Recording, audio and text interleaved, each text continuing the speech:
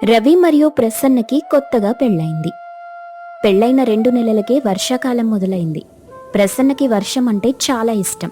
వర్షం ఎప్పుడు పడినా బయటికి వెళ్లి తడుస్తూ చాలా సరదాగా ఆడుతూ ఉంటుంది.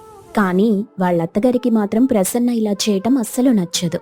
ఎందుకంటే వర్షం పడిన ప్రతిసారి ప్రసన్న తడవటం వల్ల ఇల్లు మొత్తం పాడైపోతుంది అని. రవి మాత్రం ప్రసన్న ఏం చేసినా కాదనేవాడు కాదు. ఒకరోజు ప్రసన్న అత్తగారు తనపై ఇలా కోప్పడింది. ఏంటి ప్రసన్న, ఏం చేస్తున్నావు? వర్షంలో తడిచొచ్చి ఇల్లంతా తడిగా చేసేస్తున్నావు. దానివల్ల బయటుండే బురదంతా ఇంట్లోకొస్తుంది. నువ్వు చేసిన పని వల్ల ఇల్లు మొత్తం నాశనమైపోతుంది. తడిబట్టల వల్ల ఎక్కడ పడితే అక్కడ నీళ్లు పడి, ముఖ్యంగా సోఫా మీద పడి, సోఫా చూడు ఎలా అయిపోయిందో. రోజురోజుకి చిన్నపిల్లలా తయారవుతున్నావు. నీకు పెళ్లైందన్న విషయం మర్చిపోతున్నావు. పైగా నువ్వు కొత్త కోడలివి, అందరి దృష్టి నీపైనే ఉంటుంది. నువ్వేం చేస్తున్నావో అని. కాని నువ్వు చేసే పనులు చూస్తుంటే చిన్నపిల్ల కన్నా దారుణంగా ఉంటున్నాయి. రోజూ వర్షంలో తడవటం వల్ల జలుబు జ్వరం వస్తే ఎలా చెప్పు? మీ అమ్మ వాళ్ళకి తెలిసిందంటే నిన్నేదో మేము సరిగ్గా చూసుకోవట్లేదు అంటారు. ఇన్ని మాటలు పడటం నాకు అవసరం అంటావా? అయినా పెళ్లికి ముందు నువ్వేదో జాబ్ చేసేదానివి కదా. ఆ జాబ్కి వెళ్ళినా బాగుండు. ఇలాగే ఉంటూ రోజు వర్షంలో తడిసి నీ ఆరోగ్యం పాడు చేసుకునే కన్నా పని చేసుకుంటే బెటరేమో అనుకుంటున్నా. సరే అత్తయ్యా, రేపటి నుండి వర్షంలో తడవను, ఇంట్లోనే ఉంటాను. నేను జాబ్ మానేసి పెళ్లి చేసుకున్నాను కదా, అందుకే వాళ్ళు వేరే వాళ్ళని తీసుకున్నారు. నాకిప్పుడు ఏ పని లేదు, ఇంట్లోనే ఉండాలి, వేరే పని దొరికేంత వరకు. అయినా మీ అబ్బాయికి కూడా నేనిప్పుడు బయటికి వెళ్లి పని చేయటం ఇష్టం లేదంటున్నారు. అందుకే పని వెతకటం లేదత్తయ్యా. మీరు తనని ఒప్పించండి, అప్పుడు నేను వెళ్లి పని వెతుక్కుంటా. సరే, నేను వాడితో మాట్లాడి నీకు చెప్తాను అని చెప్పి సీతమ్మ వెళ్లి వంట పని చేస్తూ ఉంది. ఇంతలో ప్రసన్న అక్కడికొస్తుంది. అత్తయ్య గారు, నేను సాయంత్రం మనందరికీ బజ్జీలు వేయనా? నాకు బజ్జీలు వేయటం బాగా వచ్చు. సరే వెయ్, ఎలాగో అందరం ఇంట్లోనే ఉన్నాంగా. మీ మావయ్య గారు కూడా ఈ మధ్యన పనికి వెళ్లటం లేదు. ఈ వర్షాల వల్ల అందరం కలిసి టీవీ చూస్తూ బజ్జీలు తిందాం. సాయంత్రం అవ్వగానే ప్రసన్న బజ్జీలు వేసి అందరికీ ఇస్తుంది. అందరూ చాలా చక్కగా తింటారు. కోడలా, బాగా చేసావు. బజ్జీలు చాలా బాగున్నాయి. అందరూ బజ్జీలు తింటూ టీవీ చూస్తుండగా ప్రసన్న వంటగదిలోకి వస్తుంది. కిటికీలో నుండి వర్షం పడటం చూస్తుంది. అత్తకి వర్షంలో తడవనని చెప్పాను, కాని వర్షం చూస్తూ నా మనసు ఆగట్లేదు. ఎలాగైనా వర్షంలో కొంచెం తడిచి ఇంట్లోకొచ్చేస్తా అనుకుంది. వాళ్ళత్తగారు చూడకుండా నెమ్మదిగా వెళ్లి వర్షంలో తడిచి లోపలికొచ్చేసింది. ఇంతలో సీతమ్మ వచ్చి ప్రసన్న వర్షంలో తడవటం చూసేస్తుంది. వెంటనే కోపంతో ప్రసన్న మీద అరిచి ఇంట్లోకి తీసుకొస్తుంది. తర్వాత ప్రసన్న వాళ్ళ అమ్మానాన్నలకి ఫోన్ చేస్తుంది. చూడండి, మీ అమ్మాయికి ఎన్నిసార్లు చెప్పినా వర్షంలో తడుస్తూ ఉంది. అంతలా వర్షంలో తడిస్తే జ్వరం జలుబు వస్తే ఏంటి పరిస్థితి? అసలే ఇది కొత్త వర్షం. ఈ సమయంలో తడవటం అంత మంచిది కాదని తెలియదా? అయినా మొన్నే వీళ్ళకి పెళ్లి చేశాం. బోలెడు డబ్బులు ఖర్చయ్యాయి. పైగా ఈ వర్షాల వల్ల మీ అన్నయ్య గారు కూడా వ్యాపారం చేయటం లేదు. తెలుసు కదా మీ అన్నయ్య గారిది కొబ్బరి బొండాల వ్యాపారమని. ఇప్పుడు వాడి సంపాదన మీదే ఇల్లు గడుస్తుంది. పిల్లవాడు తెస్తున్న డబ్బులు ఇంట్లో సరుకులు తెచ్చుకుని భోజనం చేయమంటారా? లేదంటే మొత్తం డబ్బులు మీ అమ్మాయి హాస్పిటల్కే పెట్టేయమంటారా? ఇంకో ముఖ్యమైన విషయం, ఒకవేళ తను గర్భవతయిందంటే ఇలా వర్షంలో తడవటం వల్ల లేనిపోని ఇబ్బందులు తెచ్చిపెట్టుకోవటం అవసరమంటారా? మీరైనా మీ అమ్మాయికి నచ్చజెప్పండి. అవును వదినగారు, మా అమ్మాయికి వర్షంలో తడవడమంటే చాలా ఇష్టం. నేను చాలాసార్లే చెప్పాను, కొట్టాను కూడా. కాని వర్షం చూడగానే తడవటం మొదలెడుతుంది. ఎంత చెప్పినా వినేది కాదు. కాని తన పరీక్షా సమయంలో మాత్రం వర్షంలో తడిచేది కాదు. అప్పుడు నాకర్థమైంది, తనింట్లో ఏదైనా పనిలో నిమగ్నమై ఉంటే వర్షంలోకి వెళ్లదని. మీరు తన చేత ఏవైనా పనులు చేయించకుండా కూర్చోబెట్టి చూసుకుంటున్నారు. అందుకే అలా చేస్తుంది. ఈ వర్షాకాలమంతా మీరే తనకి ఏదో ఒక పని చెప్తూ ఉండండి. అప్పుడు తను వర్షంలో తడవటం మానేస్తుంది. అమ్మా, బాగుందమ్మా సంబరం. నేనేదో మీ అమ్మాయి మాట వినటం లేదని మీకు చెప్తే మీరు తిరిగి మీ అమ్మాయిని మందలించకుండా నేను పని చెప్పట్లేదని నన్నే అంటున్నారు. ఇదేదో వింతగా ఉందే. చుట్టూ తిరిగి నన్నంటారేంటి? మీకు చెప్పే కన్నా నేనే ఏదో సలహా ఆలోచిస్తే బెటరేమో. మీ ఇంట్లో ప్రతి ఒక్కరూ ఒక్కొక్క వింత మనుషుల్లా ఉన్నారు అని ఫోన్ పెట్టేసింది సీతమ్మ. కొడుకు రాగానే సీతమ్మ జరిగిన విషయమంతా చెప్తుంది. రవి నవ్వుతూ, అయినా నువ్వేం ఆలోచించి కంప్లైంట్ ఇచ్చావమ్మా? వర్షంలో తడవడం కూడా తప్పంటే ఎలా? ఈ విషయం ఎవరైనా వింటే నవ్వుతారు. అయినా ఇలాంటి విషయాలు ఎవరైనా కంప్లైంట్ ఇస్తారా? ఏంటమ్మా నువ్వు వెరైటీ అనుకుంటే వాళ్ళమ్మ ఇంకో వెరైటీగా ఉంది. భలే దొరికారు నాకు అందరికందరూ. అది కాదురా, రోజు తడిస్తే ఆరోగ్యం పాడవుతుందని కంగారు పడ్డాను. నీ పెళ్ళాన్ని నేనెలా చూసుకుంటున్నానో నీకు తెలీదా? ఒక్క పని కూడా చేయమని చెప్పను. అన్ని పనులు నేనే చేసుకుంటాను. అయినా తను పని చేసుకుంటానంటే ఎందుకురా పనిలోకి పంపించనన్నావంట? అది కాదమ్మా, తనని పనిలోకి ఎందుకు వెళ్ళొద్దన్నానంటే నీకింట్లో కొంచెం సాయంగా ఉంటుందని. పెళ్ళైన 2 నెలలకే పనిలోకి పంపిస్తే చుట్టుపక్కల వాళ్లంతా మాటలంటారని ఊరుకున్నా. నీకిష్టమైతే నేను వెంటనే పనిలో చేరిపోమని చెప్తాను. అయినా తన పాత పనిలో కూడా వేకెన్సీ ఏం లేదంట. ఇంకా ఏదైనా పని చేస్తే బెటరేమో. ఏదోటి ఆలోచించరా, లేదంటే వర్షం చూస్తే చంద్రముఖిలా తయారై వర్షంలో తడవటం మొదలెట్టేస్తుంది. అమ్మా, నాకు మంచి ఐడియా వచ్చింది. తను మొన్న మన ఇంట్లో మిరపకాయ బజ్జీలు వేసింది కదా, చాలా రుచిగా ఉన్నాయి. అదే వ్యాపారం ఈ వర్షాకాలంలో పెట్టిస్తే బావుంటుంది. ఎవరైనా ఈ సమయంలో వేడివేడిగా బజ్జీలు తినడానికి ఇష్టపడతారు. అందుకే ప్రసన్న చేత వర్షంలో బజ్జీల వ్యాపారం పెట్టిద్దాం. వర్షం చూస్తూ ఎంజాయ్ చేస్తున్నట్టు ఉంటుంది. మిర్చి బజ్జీ వ్యాపారం కూడా నడుస్తుంది. 2 పనులు అయిపోతాయి. రేయ్, ఐడియా బాగుంది. వెంటనే కోడల్ని అడిగి చూడు. ఓకే అంటే తన చేత బజ్జీల బండి పెట్టిద్దాం. నేను వెళ్లి సాయం చేస్తాను. పైగా మీ నాన్నగారు కూడా ఖాళీగానే ఉంటున్నారు. ఆయన కూడా సాయం చేస్తారు. సరే అమ్మా, ఇప్పుడే ప్రసన్నని కలిసి అడుగుతాను. రవి వెళ్లి ప్రసన్నని కలిసి మాట్లాడతాడు. ఏంటి ప్రసన్న అలా ఉన్నావు? అత్తయ్య గారు ఎన్నిసార్లు వర్షంలో తడవద్దంటున్నా నేను వెళ్లి రోజూ వర్షంలో తడుస్తున్నానండి. వర్షం చూస్తే ఆగలేకపోతున్నాను. వెళ్లి తడవాలన్న కోరిక ఎక్కువైపోతుంది. అవునా, నా దగ్గర ఒక మంచి ప్లాన్ ఉంది. నువ్వు వర్షం చూస్తూ ఎంజాయ్ చెయ్యొచ్చు, పైగా పని కూడా చేసుకోవచ్చు. అదేంటంటే వర్షాకాలంలో మిర్చి బజ్జీల వ్యాపారం. ఈ కాలంలో ప్రతి ఒక్కరూ మిర్చి బజ్జీ తినాలనుకుంటారు. ఎందుకంటే వర్షం పడుతున్నప్పుడు కారం కారంగా తింటుంటే భలేగా ఉంటుందిగా. నువ్వోకే అంటే రేపే నీ చేత మిర్చి బజ్జీల కొట్టు పెట్టిస్తాను. చక్కగా బజ్జీలు వేసుకుంటూ ఉంటే నీ సరదా సంతోషం కూడా తీరిపోతుంది. పైగా నాన్నగారు కూడా సాయం చేస్తారు. సరేనండి, ఇంట్లో ఉండి ఖాళీగా బుర్రపాడు చేసుకునే బదులు వెళ్లి మిర్చి బిజినెస్ పెట్టుకుంటే బాగానే ఉంటుంది. నాకు బజ్జీలు వేయడం కూడా చాలా బాగా వచ్చు. మరుసటి రోజు నుండి రవి ప్రసన్నతో మిర్చి బజ్జీల షాప్ తెరిపించి వ్యాపారం చేస్తుంటాడు. బజ్జీల వ్యాపారం బాగా జరుగుతుంది. తన కొట్టుకి చిన్నపిల్లల దగ్గర నుండి పెద్దవాళ్ల వరకు అందరూ వచ్చి కొనుక్కుంటారు. అయితే ఒకరోజు ఒకిద్దరు చిన్నపిల్లలు స్కూల్ నుండి ఇంటికొస్తుండగా బజ్జీల కొట్టు దగ్గర ఆగారు. ఏంటమ్మా, నీ పేరేంటి? ఇక్కడాగావు, ఏమీ కొనుక్కోవట్లేదు? అలా నిలబడెందుకు చూస్తున్నావు? నా పేరు చిన్ని. నేను బజ్జీల కోసం ఆగాను, కానీ నా చేతిలో డబ్బు లేదు. ఇంటి దగ్గర మర్చిపోయాను. కానీ నాకు ఆ బజ్జీ కొనుక్కోవాలని ఉంది. ఇప్పుడు నీకు ఫ్రీగా బజ్జీలిస్తూ కూర్చుంటే మా వ్యాపారం ఏమవుతుంది? ఇలా రోజు చాలా మంది వస్తున్నారు ఫ్రీగా బజ్జీలు ఇవ్వమని. రేపొచ్చినప్పుడు ఇచ్చేస్తానండి. ఇప్పుడివ్వరా? నేను మా తమ్ముడు తింటా. సీతమ్మ చూసి మొహం తిప్పేస్తుంది. కాని ప్రసన్న మాత్రం పక్క నుండి మిర్చి బజ్జీలు 2 జాగ్రత్తగా ప్యాక్ చేసి పిల్లల చేతికిచ్చి పారిపోమని చెప్తుంది. అలా చేయటం సీతమ్మ చూసేసింది. కాని ఏమీ అనదు. ఏంటత్తయ్యా, నేను బజ్జీలివ్వటం చూశారు గాని మీరేమనలేదు? పోనీలేమ్మా, వాళ్ళు చిన్నపిల్లలు ఎంత ముద్దుగా ఉన్నారో. వాళ్ళడుగుతుంటే నాకే ఇవ్వాలనిపించింది. కానీ నేను కొంచెం కఠినంగా ఉంటాను కదా, అందుకే ఇవ్వలేదు. రేపొద్దున నా మనవడో మనవరాలో పుడితే వాళ్ళు కూడా వచ్చి ఇలాగే మాట్లాడతారుగా. వాళ్ళని చూడగానే నాకదే గుర్తొచ్చింది. ఆ భగవంతుడు ఈ కోరికని నాకెప్పటికి తీరుస్తాడో.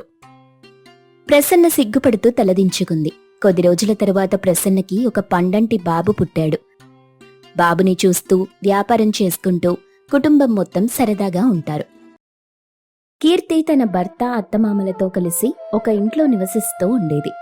రాజేష్ వ్యాపారం చేద్దామని చెప్పడంతో ఇంట్లో వాళ్లంతా ఒప్పుకున్నారు. తను చేస్తున్న ఉద్యోగం మానేసి వ్యాపారం చేయడానికి పెట్టుబడి కోసం వెతుకుతూ ఉన్నాడు. అయితే తన భార్య మరియు తల్లిని ఒప్పించి ఇంటి కాగితాలు బ్యాంకులో తనఖా పెట్టి డబ్బు తీసుకొచ్చి వ్యాపారం మొదలెట్టాడు. మొదట్లో వ్యాపారమంతా బాగానే సాగుతూ ఉండేది. మంచిగా డబ్బులొస్తుండేవి. అమ్మా, నేను చేస్తున్న వ్యాపారం చాలా బాగా నడుస్తుంది. నేను ఇంటికి కావలసిన సామాన్లన్నీ కొందామనుకుంటున్నాను. ఇప్పుడు కాకపోతే ఇంకెప్పుడు కొంటాం? అందుకే రేపే వెళ్ళి ఇంటికి కావలసిన సోఫా, ఫ్రిడ్జ్, టీవీ అన్నీ తీసుకొస్తాను. ఎందుకండి ఇప్పుడు అంత డబ్బు ఖర్చు పెట్టి ఇంటికి సామాన్లు తీసుకురావటం? మనమున్న దాంట్లోనే సర్దుకొని తినటం మంచిది కదా. అయినా ఆ డబ్బులుంటే ముందు తీసుకుని వెళ్ళి లోన్ కడితే మనకి లోన్ తీరిపోయి మన ఇంటికి సంబంధించిన కాగితాలు మన చేతుల్లో ఉంటాయి కదా. అనవసరంగా ఖర్చు పెట్టి డబ్బు వృధా చేసుకుని తర్వాత ఇబ్బంది పడే కన్నా ఇప్పుడు ఎలాగైతే బ్రతుకుతున్నామో అలాగే బ్రతకటం మంచిది. లేనిపోని ఆర్భాటాలకు వెళ్ళి జీవితం కష్టకరంగా ఎందుకండి చేసుకోవటం? నాకైతే మీరు ఇంటికి సామాన్లు తేవటం అస్సలు ఇష్టం లేదు. అవునా? నీకేది నచ్చదమ్మా. ఎందుకంటే పేద కుటుంబం నుండి వచ్చావుగా, నీకలాగే ఉంటుంది. అయినా ఏదో నీ కన్నవారి ఇంటి నుండి డబ్బు తెచ్చుకుంటున్నట్టు ఎందుకంత బిల్డప్ కొడుతున్నావు?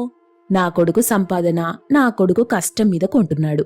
వాడికి ఏది నచ్చితే అది చెయ్యని. అన్నిట్లో నీ బోడి సలహాలు మాకేం అవసరం లేదు. అయినా ఇంటి కాగితాల గురించి మాట్లాడుతున్నావు. అసలు ఇంటి మీద నీకు ఏ హక్కుందని? నువ్వు ఇంటి పని, వంట పని, పిల్లల్ని చూసుకోవడం అంతవరకే చెయ్యి. దానికన్నా మించి చేయాల్సిన అవసరమేం లేదు. అన్నింట్లో తలదూర్చడం బాగా అలవాటైపోయింది నీకు. కీర్తి కోపంగా వంటగదిలోకి వెళ్ళిపోయింది. రాజేష్ వెళ్లి ఇంటికి కావలసిన సోఫా, టీవీ అన్నీ తీసుకొనొస్తాడు. కాని అప్పు కట్టడం మాత్రం మానేస్తాడు. రోజురోజుకి అప్పు పెరిగి బ్యాంకు నుండి నోటీసులు రావటం మొదలవుతుంది. అయినా కూడా రాజేష్ ఏమీ పట్టించుకోడు. అలా రోజులు గడుస్తున్నాయి. వ్యాపారం పెట్టిన 6 నెలల తరువాత నుండి రాజేష్ దిగులుగా ఉండటం మొదలెడతాడు. కీర్తి వచ్చి, ఏవైందండి? ఎందుకంత దిగులుగా ఉంటున్నారు? ఏం జరిగింది? మీరిప్పటి వరకు బానే ఉండేవారు కదా. వ్యాపారం బాగా జరుగుతుందని ఎక్కువ సరుకులు తెప్పించాను. హఠాత్తుగా వ్యాపారం మందగించింది. ఇప్పుడేమో ఎలా వ్యాపారం చేయాలో అర్థం కావట్లేదు. చేతిలో రూపాయి కూడా లేదు. మొత్తం డబ్బు పెట్టి సరుకులు తెప్పించేశాను.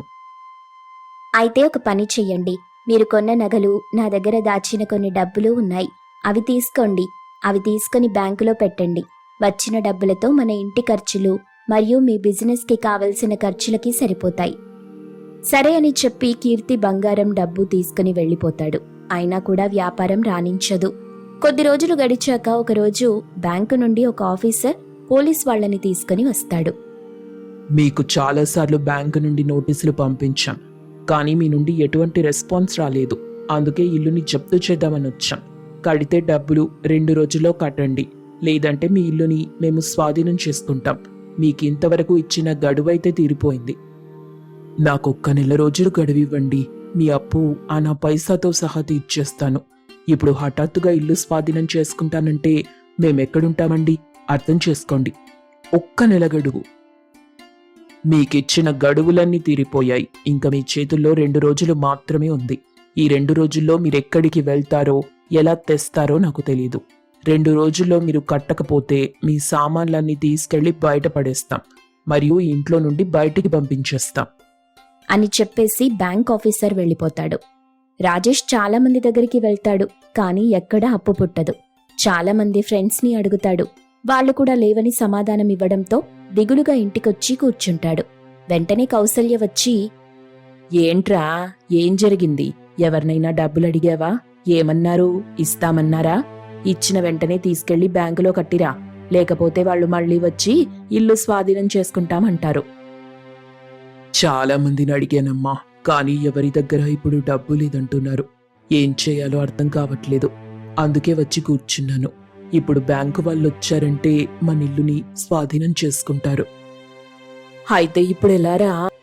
నేను మీకు ముందే చెప్పాను, ఉన్న డబ్బులన్నీ బ్యాంకులో కట్టండి అని. మీరేమో నా మాట వినకుండా డబ్బులన్నీ అనవసరమైన ఖర్చులు పెట్టి ఆర్భాటాలకు పోయారు. ఇప్పుడు చూసారా ఏం జరిగిందో? రేపు మనకి ఇల్లు లేకుండా పోతుంది. అందరం కలిసి పిల్లలతో సహా రోడ్డు మీద ఉండాల్సొస్తుంది. పైగా మావయ్య గారికి కూడా ఒంట్లో బాలేదు. ఇప్పుడు ఆయన్ని కూడా తీసుకుని బయటకొచ్చెయ్యాలి. పోనీ మన చేతుల్లో డబ్బులున్నాయా? ఎక్కడైనా అద్దెకి తీసుకుందామా అంటే ఇంట్లో ఉన్న డబ్బులు, బంగారం కూడా బ్యాంకులో తనఖా పెట్టేశారు. ఇప్పుడు ఆ డబ్బులు కూడా లేకుండా అయిపోయాయి. ఇప్పుడు ఏం చేద్దాం అనుకుంటున్నారు? కనీసం అదైనా చెప్పండి. ఏం చెప్పాలో ఏం చెయ్యాలో కూడా అర్థం కావట్లేదు. ఇప్పుడు రోడ్డు మీదకొచ్చి ఎక్కడుంటాం, ఏం చేస్తాం, ఏం తోచట్లేదు.